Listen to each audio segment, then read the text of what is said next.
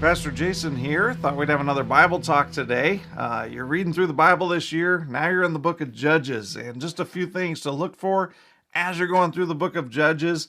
This book can be a little depressing as you're going through it. There's a lot of sin, there's a lot of corruption and brokenness, and but that's kind of the point. We're broken people, and you're going to see this cycle in there, and I'll talk about that. But God had just brought them into the promised land under the leadership of Joshua. Chapters 1 through 3, they were supposed to drive out the Canaanites. They didn't drive out all the Canaanites. Remember, the Canaanites are corrupt people. They're following after other gods. They're sacrificing their children, involved in all these different sexual rituals. And God just said, that's enough. I'm bringing my judgment on the Canaanites. And the Israelites were supposed to drive them out, but they don't drive them all out. In fact, the Israelites start to act like the Canaanites. They start to follow after the lifestyle of the Canaanites. And so you see this pattern in there where they start falling into sin, and then they as a result of that sin, they're going to fall under some kind of oppression. They're going to realize that. They're going to see the error of their ways. They're going to call out to God, cry out to God and repent. God's going to send a deliverer, a judge, to rescue them and save them. Then there's going to be a time of peace. And then they go right back into sin again and oppression. And then they cry out, and then God sends a deliverer, and then it saves them in time of peace. So you're going to see this cycle at least 10 times as you're going through the book. Chapters 3 through 16 really shows you these judges, these deliverers that God raises up to save them. You're going to hear about guys like Ehud, and every deliverer, by the way, it seems like they get worse and worse as you're going through it. They've all got their own flaws. You read about Jephthah and his sins. You read about Samson.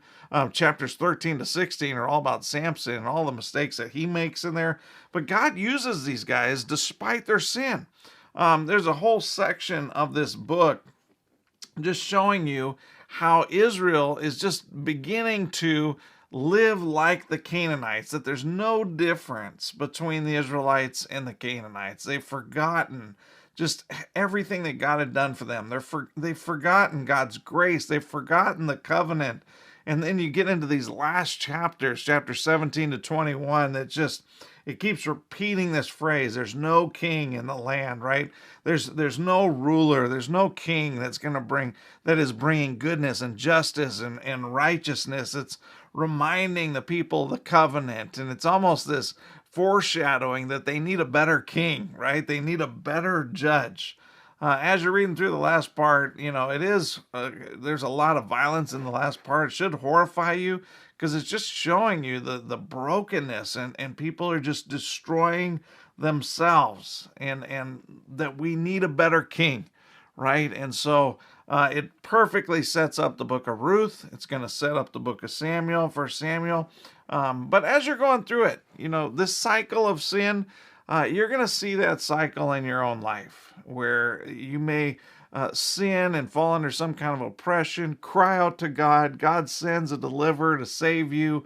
But then you fall into some kind of cycle of sin again. But God is so faithful to bring us back, to call out to us, to save us. So just a few things to look for as you're going through the book of Judges. Happy reading. Till next time. God bless.